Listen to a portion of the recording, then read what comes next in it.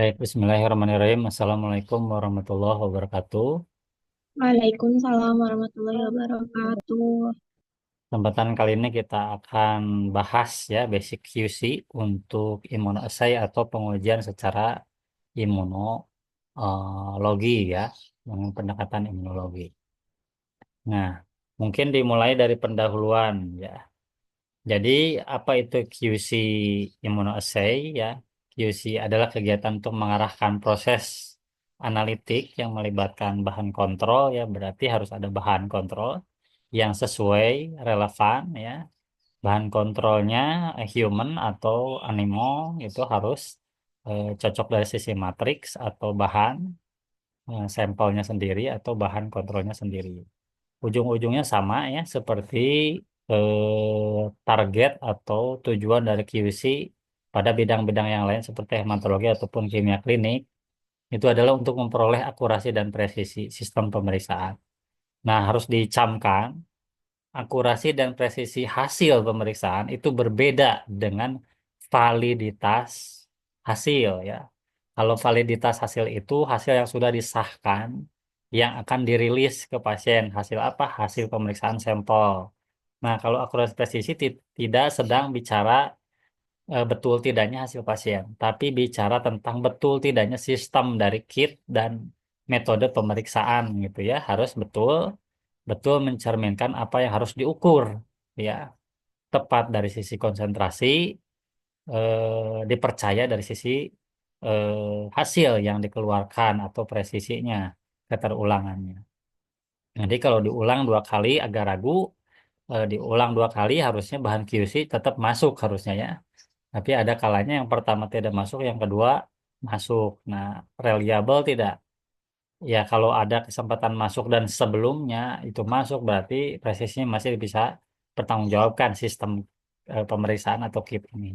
Jadi sekali lagi, target dari QC itu bukan untuk mengendalikan hasil pasien, tapi menjamin bahwa kit dari sisi bahan kimia, dari sisi temperatur, dari sisi mixing atau pencampuran, dari sisi inkubasi itu bisa kita kendalikan dalam bahasa dewanya, tapi dalam bahasa kerennya adalah dapat kita jamin, kita anggap benar, gitu ya.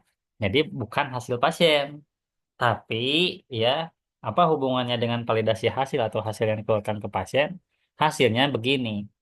Kalau sistem pemeriksaan kita terkendali, insya Allah hasil pasien itu benar adanya. Kalau memang rendah ya rendah, kalau memang tinggi ya tinggi. Ya ini penting untuk dipahami ya. Jadi jangan sampai ditanya apa tujuan QC untuk menjamin hasil pasien. Salah ya jawabannya. Harus menjamin sistem pemeriksaan dalam kendali. Dalam hal ini disebut terkendali apa? Akurasinya baik, presisinya baik. Baik relatif terhadap target, total error allowable atau yang diperbolehkannya. Ya, untuk HBsAg berapa? Untuk ini berapa? Harus ada eh, tetap harus ada target toleransinya dulu gitu ya, sebelum diyakinkan bahwa ini pemeriksaan itu terkendali atau tidak sistemnya. Jadi mengendalikan sesuatu itu bisa bisa. Ada yang bisa dikendalikan, ada yang tidak. Misalkan temperatur eh, kurang bagus, kurang pas, kita setting yang asalnya 25 jadi 37. Itu bisa kita atur ya. Jadi ada yang bisa kita atur, ada yang tidak.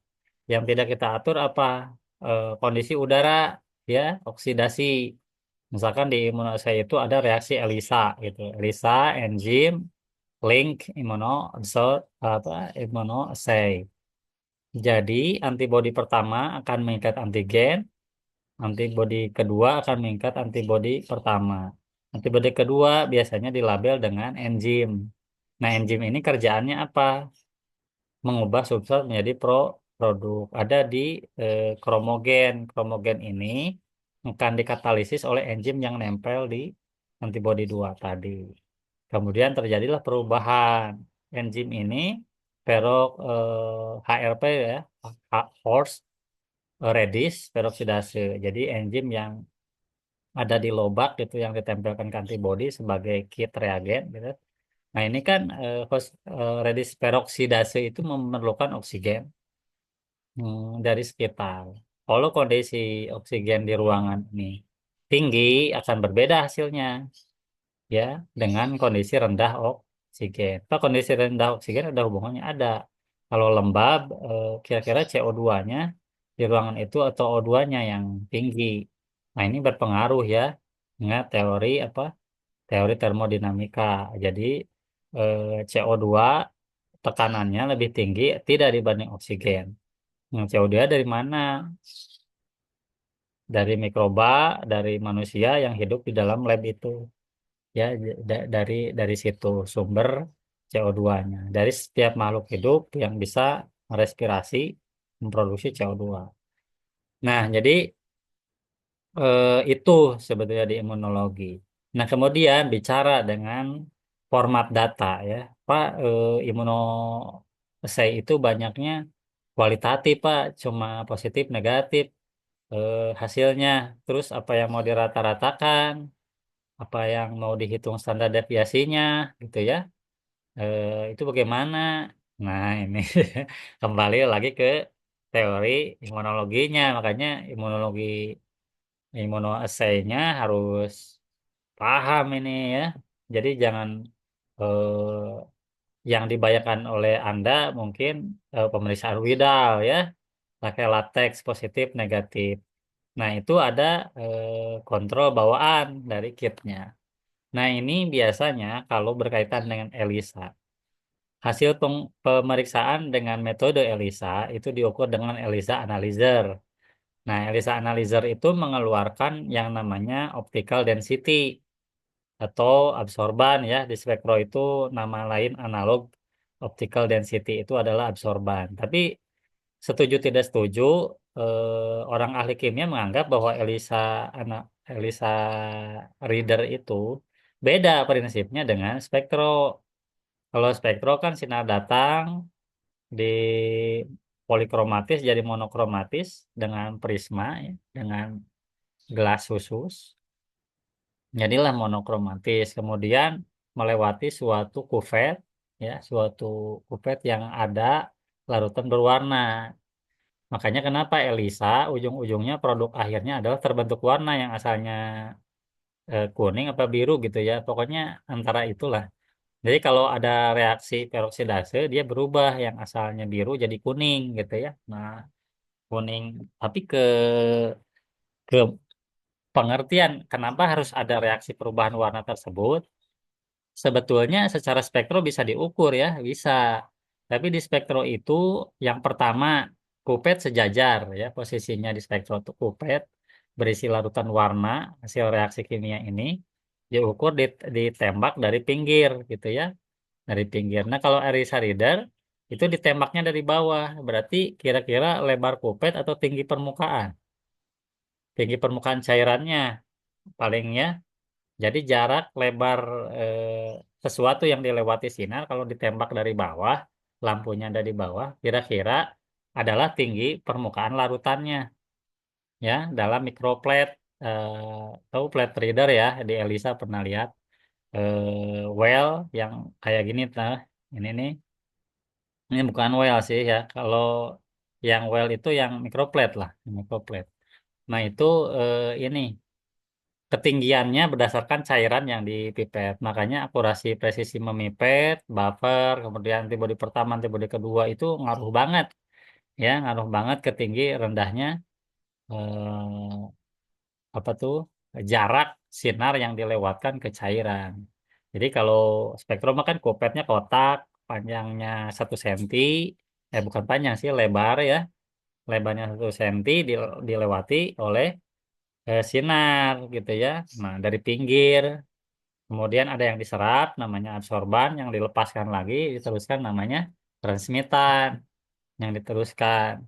Nah, kalau ELISA tuh prinsipnya kan dari ELISA reader tuh dari bawah ke atas ya. Jadi permukaannya lebar dari mikroplate itu tidak berpengaruh karena bukan ditembak seperti spektro dari pinggir. Tapi secara prinsip kesamaannya sama ya mengukur apa yang diserap dari eh, sumber lampu cahaya tersebut. Nah, biasanya di 405 ya yang menggunakan Deptapidin HRP dengan BTB ya Bromtimol Blue asalnya biru jadi kuning dioksidasi oleh enzim yang nempel ke antibodi 2 tadi HRP ya Deptapidin HRP. HRP itu horse radish peroksidase jadi enzim peroksidase. Nah, dari situ, dari ELISA itu muncul OD 0,2, 0,3, 0,4. Nah, itu absorban. Makanya di kit insert di brosur ELISA itu suka ada yang namanya cut off ya. Cut off itu absorban yang menyatakan atau optical density ya angka misalkan 0,4 adalah cut off untuk batas menyatakan positif dan negatif. Jadi kalau di bawah 0,4 berarti si bahan tersebut atau si bahan kontrol atau sampel pasien yang di bawah 0,4 berarti negatif. Ya, interpretasinya hasilnya negatif. Kalau di imun sih banyaknya reaktif, non reaktif gitu ya, bukan negatif positif. Nah, itu jadi nah ke QC bagaimana gitu ya. Itu kan ke interpretasi positif negatif ya. Nah, di QC itu banyak menggunakan data mentahnya, bukan positif negatifnya, data mentahnya. Jadi coba saya punya kontrol positif nih dan kontrol negatif. Ada dua bahan, yang satu positif hepatitis, yang satu negatif hepatitis. Coba absorbannya diukur. Ya, absorban diukur. Tidak ada urusan sama cut off yang pabrik, yang cut off reagen. Kalau cut off reagen itu menurut pabrik, ini reagen bisa bereaksi positif kalau absorbannya 0,8 gitu ya. Kalau di bawah 0,8 ini bakal dinyatakan negatif oleh reagen. Jadi itu bawaan pabrik ya, cut off itu. Nah, kalau sekarang saya mah bukan mengukur cut off, tapi saya mau melihat yang positif itu harusnya di atas 0,8 misalkan kalau cut off-nya 0,8. Nah, dapatlah 0,82, 0,85, 0,87, 0,9, 0, pokoknya random aja angkanya teh ya. Kodenya teh optical density. Nah, ini yang di rata-ratakan atau dirata-ratakan di standar deviasi. Makanya di imun itu QC yang negatif dengan positif dipisah ya. Terus yang paling banyak dipakai untuk target value dan standar deviasi adalah yang kontrol positifnya. Yang negatif karena kurang bermakna gitu ya. Jarang dikicekkan justru dari beberapa paper, makalah dan jurnal-jurnal ketika mereka meneliti tentang QC immunoassay kebanyakan mereka mengangkat positifnya. Kalau ELISA reader saya ini bisa mengendalikan HBsAg positif tidak, terus HIV positif. Jadi semuanya yang positifnya yang di QC gitu ya. Jadi hampir hitungannya hampir mirip dengan kimia klinik gitu. Cuma kalau kimia klinik kan kadarnya ya absorban sampel dibagi absorban standar dikali konsentrasi dapatlah kadar. Nah, kalau ini mah karena hasilnya positif negatif justru jangan positif negatifnya tidak dibahas. Karena positif ditambah positif ya positif dibagi dua tetap positif. Jadi nggak bisa dihitung rata-rata sana deviasinya. Nah, nanti ada tugas ya buat Anda itu bagaimana sih format QC untuk immunoassay. Ya, ini dipakai di immunology analyzer juga dipakai metode ini tuh ya. Jadi ELISA paling sederhana ELISA karena murah dibanding ECLIA ya. Enzim link combination assay. Itu sama pemeriksaan kimia otomatis, MIPET otomatis, inkubasi sendiri otomatis. Kemudian pelacaknya luminol. Kalau ELISA kan enzim enzim peroksidase tuh ininya labelnya. Nah, kalau yang ini luminol. Jadi kalau kena sinar UV, dia akan berpendar, pendarannya ini ditangkap ya. Jadi keluarannya respon signal ya. Sama seperti absorban, tapi bukan 0,2 kayak gitu ya, tapi reflektansinya atau fluoresensinya yang dicatat. Nah, itu yang di rata-ratakan dicari standar deviasinya, kemudian dipantau ya rata-rata bulan Januari berapa, Februari berapa. Tapi dari yang sampel positif, dari yang kontrol positif itu gitu ya. Nah ini yang perlu dipahami mungkin di materinya yang kemarin dari PPT yang kemarin cukup singkat ya. Jadi saya harus menambahkan sedikit basic science-nya atau dasar-dasar keilmuan. Oh gitu ya. Terus reaksinya antigen dan antibodi ya. Tidak seperti di kimia. Glukosa ditambah glukosa oksidase jadi asam glukonat plus H2O2. Reaksi kimianya dapat ditelusuri. Tapi kalau di imunologi itu sangat unik ya. Jadi bukan hanya sekedar reaksi kimia yang dibicarakan, tapi pre-zone dan post-zone effect gitu ya. Nah, ini juga menjadi concern bahwa mutu reagen dan kualitas bahan kontrol itu harus dicek ya. Apakah ini rekombinan atau bukan ya antigennya. Kalau kita mau ngelacak antibodi berarti reagennya antigen atau antibodi terhadap zat tersebut ya. Misalkan biasanya antigen dan antibodi. Iya posisinya yang jadi antigen itu bisa bisa antibodi ganas misalkan ya. Yang autoimun banyak terbentuk antibodi kan, auto antibodi. Tapi antibodi ini tuh tidak tidak lumrah ya, tidak ada pada orang yang sehat. Nah, si antibodi bentuknya IgG, tapi IgG asing. Nah, IgG asing ini oleh IgG natif atau asli dianggap sebagai orang asing, zat asing. Nah, dia akan ditangkap oleh anti anti anti IgG lagi gitu ya. Nah, itu eh, bagian apa yang menangkapnya antara FAB fragmen antibody ya binding FAB pasti akan berikatan dengan situs antigen atau epitop dari antigen yang akan diperiksanya. Nah, itu kalau enzim itu biasanya dilabel di kan ada biasanya IgG itu huruf bentuk seperti huruf Y gitu ya. Nah, yang gagang bawahnya ini itu FC namanya.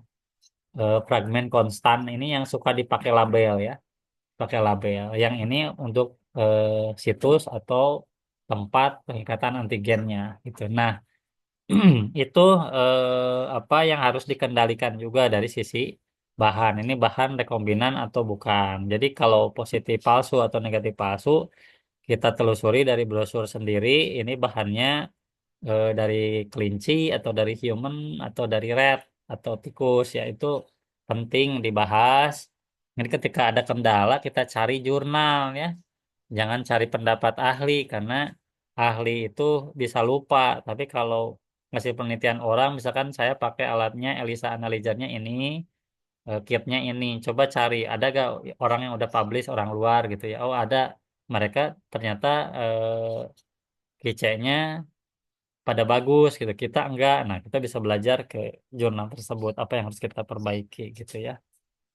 Kemudian kice imunoassay ini secara undang-undang ya, secara undang-undang belum menjadi suatu kewajiban ya untuk lab pratama, tapi untuk lab utama atau lab yang lebih besar sekelas rumah sakit B atau kelas A, apalagi rumah sakit pendidikan dan provinsi, rumah sakit pusat ya, itu atau lab swasta yang sudah ber-SNI 15189 itu ada kalanya ada klausul yang mewajibkan harus adanya QC untuk pemeriksaan ELISA. Terutama untuk yang sudah pakai otomasi ya. ECLIA, ELVA, ELVA itu enzim link immunofluorescence. Nah, itu fluorescent fluor.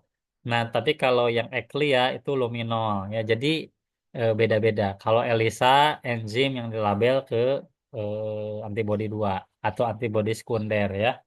Nah, itu jadi harus paham dulu teknik-teknik imunologinya. Kalau udah paham, kita bisa melakukan QC-nya. Kemudian, kewajiban QC ini tidak cukup kalau untuk sophisticated regulation atau aturan yang baiknya ini gitu ya. Tapi akhirnya diturunkan menjadi masuk PME ya, pemantapan mutu eksternal. Jadinya lab sekelas apapun jadi wajib ya kalau sudah ada PME-nya. Tidak ada kesulitan karena nggak harus impor keluar gitu untuk melakukan uji banding dengan lab-lab sebelah. Ternyata kita bisa ikut program pemerintah uji profisiensi untuk KBSAG, untuk apa tuh HIV itu ada badan ya seperti BLK provinsi itu suka ada PME untuk yang infectious disease ya untuk penyakit infeksi seperti BBLK Bandung tuh ada Eklia di situ ya. Nah, karena dia suka melakukan PME juga. Sudah terakreditasi sebagai lembaga penguji kecakapan ya. Jadi ini lab itu cakap tidak ya ngeluarin hasil hema imun dan ya imun terutama gitu ya yang jadi fokus pembahasannya kita. Kemudian ini yang saya permasalahkan ya di imun. Jadi analit hapten atau antigen yang akan diukur. Jadi kalau ada istilah hapten itu apa gitu ya. Hapten itu analit gitu ya atau zat yang akan diperiksa gitu.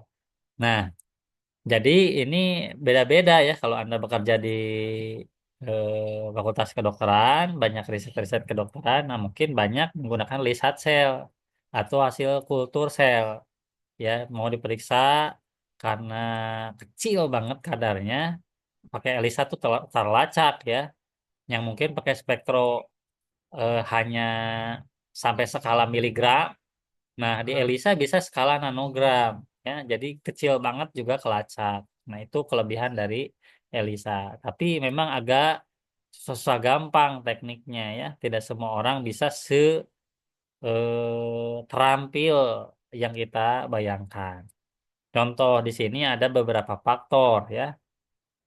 Nih, permasalahannya ketika saya tambahkan antibodi primer dengan sampel yang mengandung antigen, misalkan mipet kebanyakan antibodi ekses, berarti kebanyakan mipet reagen. Reagennya banyak mengandung antibodi. Apa resikonya? Resikonya di saat sampel 5 mikron misalkannya, reagennya 500 mikron, kelebihan lah lebih dari misalkan 600 saya pipet gitu. Nah, apa yang terjadi kalau saya lebihkan? Sengaja atau tidak disengaja? Tidak disengaja pastinya kalau di lab. Tapi ini seandainya kelebihan antibody, apa yang terjadi? Antibody in excess allow immune complex formation and light scatter that can be measured with accuracy. Jadi, kira-kira kalau antibodinya berlebihan, ya, terbentuk sih reaksi antigen dan antibodi. Tapi di saat diukur, terbentuk antigen, antibodi, terbentuk, antigen, antibodi, terbentuk, ada ikatan, ya, walaupun saya lebihkan antibodinya. Tetapi saat diukur, sinyalnya, optical density-nya, absorbannya, itu semakin saya lebihkan, ya, lihat sinyalnya tidak seideal sinyal yang ekuivalen atau sebanding antibodinya 5 ininya 100 misalnya antibodinya antigennya 5 mikron ininya. Nah, di sini nih yang jadi misteri karena tidak bisa dilakukan secara persamaan kimia, kesamaan mol. Kalau saya tambahkan, kalau di kimia klinik kan 1 mol glukosa bisa direaksikan dengan 1 unit glukosa oksidase gitu ya. 1 unit glukosa oksidase. Hasilnya terbentuk 1 mol, jadi kelihatan 1 mol glukosa berubah menjadi 1 mol asam glukonat. Itu dan 1 mol H2O2 atau peroksida. Nah, itu bisa ditelusuri secara reaksi kimia. Jadi kira-kira reaksinya bisa diprediksi kan kalau kelebihan antibodi. Kalau kelebihan antibodi reaksinya bisa diprediksi. Ini bakal bakal kelebihan mol nih ininya. Nah, kalau reaksi imun tidak seperti itu. Karena di reaksi imun itu antigen dan antibodi tidak hanya diikat dengan satu satu apa? Satu ikatan. Bisa ada ikatan van der Waals, bisa ada ikatan ionik, bisa ada ikatan apa lagi? Ya banyak, makanya pelajari lagi di imunologi apa apa saja yang berpengaruh pada terbentuknya ikatan antigen dan antibodi. Kalau yang tadi ikatannya jelas ya, ikatan ionik. Kalau yang di glukosa itu jelas gitu ya, ikatan ion yang terbentuk persamaannya karena ion. Tapi di antibodi ionnya cukup, belum tentu keikat. Kalau van der Waals-nya tidak terikat. Jadi ada ikatan ionik, ikatan kovalen, non kovalen, kemudian ikatan apa satu lagi? Ikatan hidrogen, terus satu lagi ikatan apa? Tadi itu, tapi saya nggak akan keluarin di kice hal-hal yang begitu ya.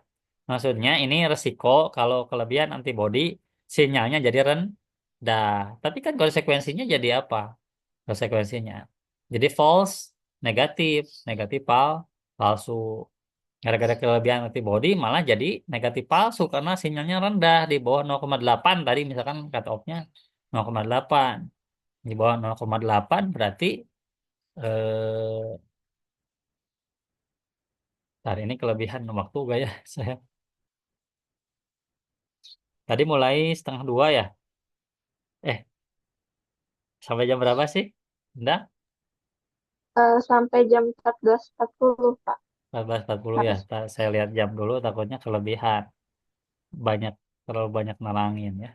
Oke, jadi itu. Kalau kelebihan antibodi apa yang terjadi? Bisa negatif palsu. Sebaliknya, kalau saya kelebihan serum, sampelnya apa yang terjadi? Reagennya kurang. Reagennya terlalu rendah, antibodinya kebanyakan. Apa yang terjadi? False positif ya. Jadi ini di bawah bisa nyampe nol karena terlalu encer, terlalu banyak reagen. Tapi kalau kebanyakan antibodi, resikonya tidak pernah nyampe nol. Ya, ini adalah daerah-daerah yang berisiko positif palsu karena ini yang ideal ini batas positif, ini negatif gitu. Nah, ini adalah daerah cut off yang sinyalnya cut off tadi yang memberikan batasan ini beresiko positif palsu gitu ya. Jadi kalau kelebihan antigen beresiko positif palsu, kalau kelebihan antibodi beresiko negatif palsu dan ini ngaruh banget. Bahan kontrol kan udah diketahui ini reaktif atau non reaktif. Kalau kontrol positif kan harusnya positif atau reaktif gitu ya. Nah, ini ribetnya di imunosei. Makanya TA-nya suka besar dibanding glukosa. Ya, glukosa 10%. Nah, kalau di imunosei kebanyakan 25 gitu ya, lebih gede. Karena sangat sulit ya, sangat-sangat sulit. Jadi bisa mengukur sampai level terendah nanogram, tetapi dari sisi pengerjaan sangat sulit. Kayak gampang tapi sulit karena kita gak bisa rutin gitu ya. Nah, udah gini pasti gini deh, biasa aja kayak gitu. Enggak. Hari ini kita bisa mujur, besok belum tentu. Ya, di imun itu gitu, ya, di imun. Oke. Terus ada hal beberapa yang penting untuk merancang prosedur KICE untuk imunoassay. Pertama, seberapa baik tes harus dilakukan. Berarti kita bicara apa? Berapa banyak kesalahan yang diperbolehkan. Berarti total error allowable-nya harus dicari. Ya, HbSAg berapa, terus HIV berapa. Nah, itu harus dicari. Ada di mana di CLSI ada ya di situ atau di EFLM atau European Federation of Laboratory Medicine ya. Pokoknya apa komunitas ya, komunitas organisasi profesi TLM-nya Eropa gitu ya, seperti itu. Yang kedua apa kinerja analitik yang sebenarnya yang jadi batasan ya. Jadi kalau bisa pakai Ricos, Carmen. Jadi ada biasnya berapa persen, ada CV-nya berapa persen, ada random error, ada kalau bias itu patokan aku rasi. Kalau kalau CV atau itu adalah kerandoman ya. Jadi ini banyak randomnya atau banyak eh, masalah akurasi saja gitu ya. Kalau random tuh jauh-jauh gitu hasilnya ya, jauh-jauh. Kalau akurasi dia atau biasnya relatif relatif dekat ya, dia bakal bertahan gitu di satu area IC-nya. Nah, itu biasnya sudah bisa dikontrol berarti. Tapi kalau biasnya jauh kayak gitu berarti itu masalah randomnya. Jadi yang bisa dikendalikan bukan CV, tapi biasnya ya yang bisa dikendalikan karena bias membentuk pola seperti biasa ya. Nah, itu jadi apa yang diperiksa, kemudian berapa total error yang diperbolehkan. Kemudian bagaimana menemukan spesifikasi kesalahan analitik yang diizinkan, bagaimana carinya? Ya, pertama bisa dari hasil PME, ya. Yang kedua, beberapa standar profesi di luar yang telah menggunakan teknologi yang sama. Misalkan saya pakai ECLIA untuk pemeriksaan hepatitis. Nah, teknologinya Beckman Coulter. Nah, carilah kata kunci Beckman Coulter, jurnal orang luar. Kita bisa tahu, gak usah datang ke lab dia ya. Kita bisa lihat publikasi negara-negara tipikal Indonesia itu Turki, ya Afrika Selatan, India itu selevel dengan kita. Bisa dicari jurnal-jurnal yang di negara-negara ini. Mereka sudah duluan mengerjakan kebanyakan ya. Jadi kita bisa banding ke situ. Tidak terlalu tersesat lah begitu ya. Kemudian ini kalau belum ada di 1589 berarti kita lari ke 17.043. Ini bedanya 1589 dengan 17.043 itu ada beberapa ya kit imunologi yang sering dipakai ke hewan. Mungkin ada kesamaan mirip gitu ya. Tapi ini baru skala riset kalau 17.043 ya. Belum untuk ke pelayanan pasien rutin kayak pasien puskesmas, pasien rumah sakit gitu yang benar-benar mengancam nyawa itu gak bisa, harus 15.189. Nah, kemudian panduan di CLIA ini saya sudah sampaikan kalau untuk analit atau zat-zat tertentu yang yang menggunakan teknik immunoassay sulit, kita bisa pakai patokan yang umum yaitu 25% targetnya ya. Jadi jadi kalau kemarin kita plus minus 2 SD gitu ya. Nah, sekarang mah plus minus 25%. Jadi berapa zat itu kita rata-ratakan. Nah, udah dapat rata-ratanya misalkan rata-ratanya 20 nanogram atau 100 nanogram lah ya. Berarti plus minus 25%-nya berarti berapa tuh? Kalau min-nya atau rata-ratanya 100 nanogram per mili berarti sabaraha ta? 25 ya, 25 gram eh, per 25 nanogram per mili. Berarti dari 75 sampai 125 batas kendali atas bawahnya itu. Nah, jadi itu untuk ngeplot garis. Selanjutnya mah jalan aja pemeriksaannya sebanyak 20 hari dalam sebulan gitu ya diplot seperti itu. Cuma batas atasnya bukan 2 SD lagi, tapi 25% ke atas, 25% ke bawah persen dari mana? Dari kadar target yang diperoleh dari rata-rata tadi gitu ya. Nah, ini untuk yang kontrol positif karena bakal beda kontrol positif mah misalkan HIV-nya harus konsentrasi 80 nanogram per mili, kalau yang negatif 0. Jadi nggak bisa dikice 0, 0 itu gitu ya. Jadi akhirnya kita punya satu grafik kice yang kontrol positif gitu ya. Nah, itu yang ditempelkan ke situ. Yang diplotnya apa Pak? Tadi optical density-nya ya, absorbannya. Tek tek tek tek tek tek tek tek, tek, gitu ya. Jadi itu udah semua positif itu. Udah semua positif. Cuma yang dipantau adalah angkanya, angkanya. Ya, begitu. Kemudian ada juga analit-analit yang sejenis ya. Nah, kata kata dia nih bisa juga pakai SD kalau dinyatakan oleh CLIA-nya dalam bentuk SD. Nah, berarti ada yang nulis pakai persen, ada yang nulis pakai SD. Nah, ini harus jeli ke panduan. Jadi benarnya terhadap panduan. Kemudian pedoman lainnya ada yang menyatakan bahwa 24%. Nah, ini tergantung sumber ya. Jadi makanya kita harus terpapar dengan eh, standar-standar seperti itu. Nah, untuk badan berlesen seperti Labkes Jabar, untuk HIP, BTA, dan telur cacing, nah ini juga bisa bisa ikut ke Labkes, Labkes Jabar. Misalkan dia dapat kecakapan kita itu ternyata 8%. Nah, itu bisa dijadikan total error allowable untuk kita lolos, ada nilai ya dari Badan PMI itu bahwa cukup. Nah, kalau tahun ini cukup, tahun depan kalau bisa jadi baik, naik gitu ya. Kita apa optimasi lagi apanya gitu ya. Apakah masih inkubasinya atau washingnya atau apanya. Itu terus kita perbaiki. Harapannya kita memberikan yang terbaik buat pasien gitu ya. Begitu.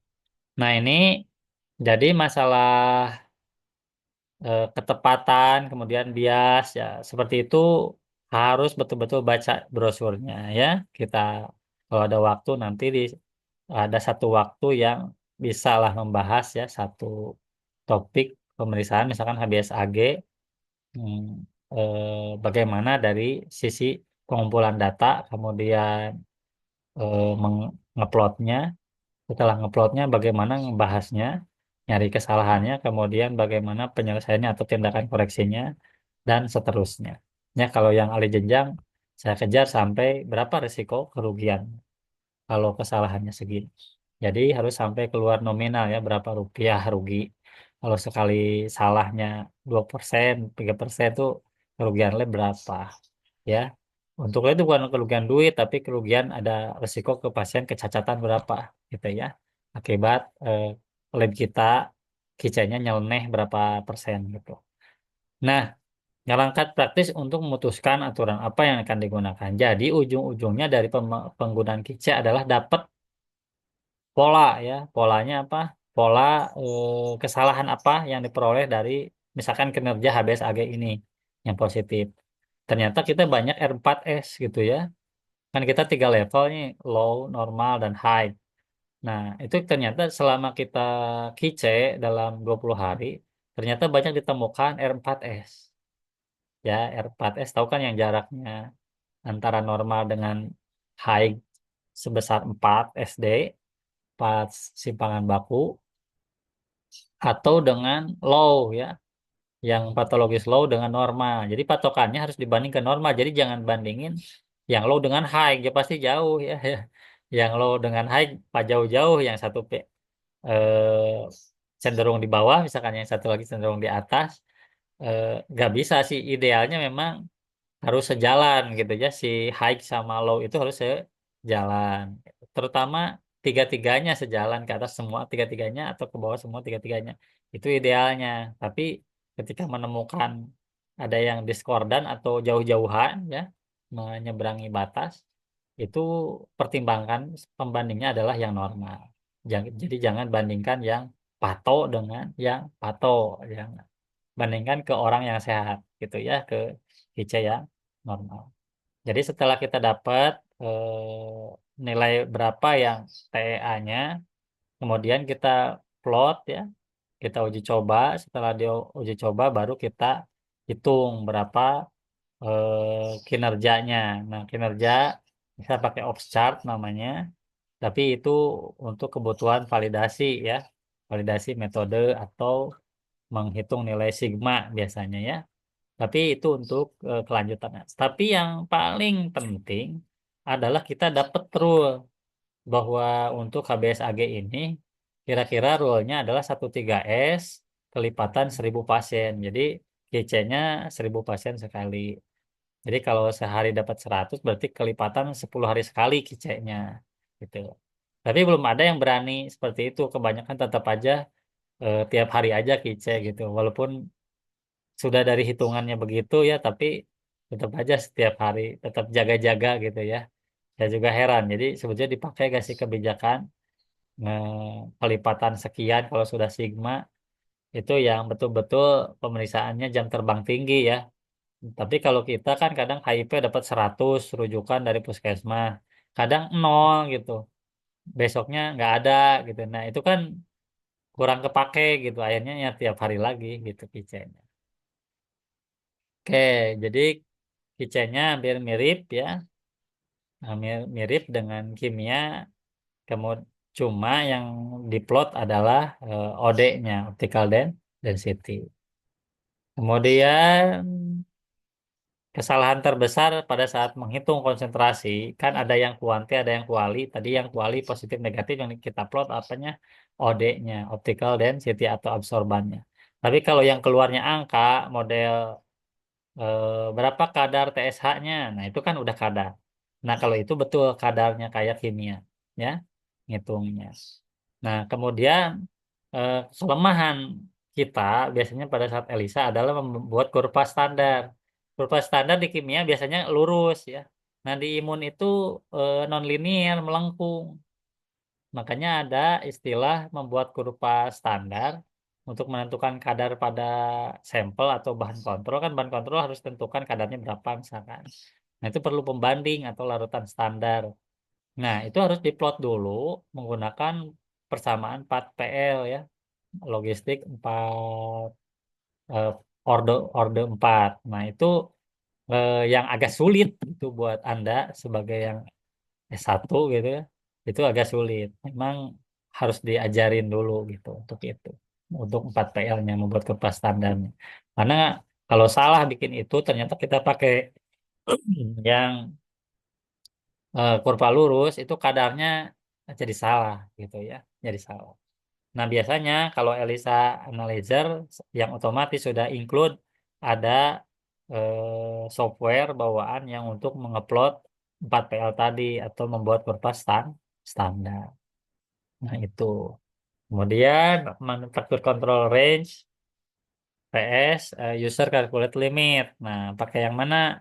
Yang hitungan kita atau pakai yang dari pabrik? Kata pabrik klaimnya bahwa ini within run-nya 4% katanya ya.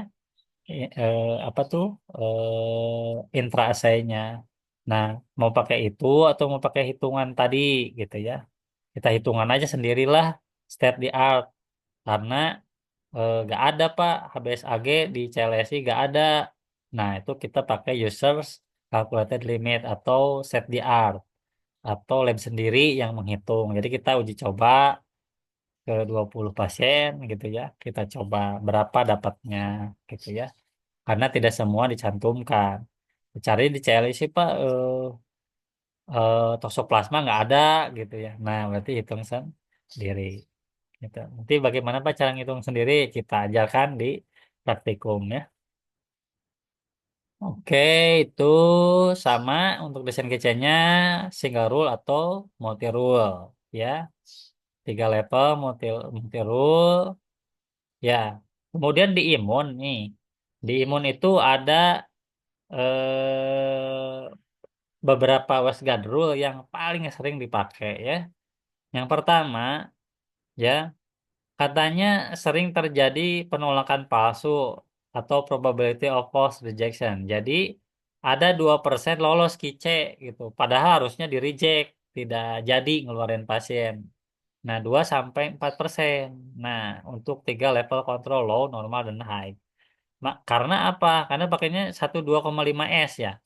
Nah, ini dari mana kita kemarin waktu belajar 6 multi rule aja. Kita kan paling banter 1,2 S, 2,2 S gitu ya. Nah, ini mah ada 1,2,5 S. Nah, berarti kita harus buat grafik yang plotnya 2,5 S sebagai batas ya. Terus makanya satu 1,5 2,5 bikin garis gitu ya. Ini di atas 2,5 S gak? Kalau jet score-nya 2,2 itu bukan 1,25 S. Kalau jet score-nya 2,7, nah itu ada 2,5 S tuh. Jadi atas 2,5 jet score-nya 2,7 tuh. Nah, itu katanya itu bisa kita jadi ragu ke hasil pasien 2 sampai 4% lah.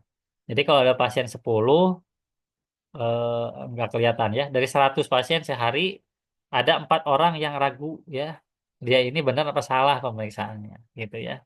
Nah, itu perkiraan Westgan seperti itu. Atau katanya 1,3 S atau 2,2 S atau R4S. Nah, ini yang sering diimun kata dia. Nah, kemudian ketika menerapkan 22S, 22S itu apa? Kemarin berhenti ya, karena sudah dua kali terjadi hasil di luar garis 2S, 2S minus atau 2S plus ya. Nah, nah ini katanya kesalahan sistematik, jadi bisa ditelusuri apa penyebabnya. Ya, sesuatu telah menyebabkan metode bergeser ke atas atau ke bawah, di bawah terus atau di atas terus gitu.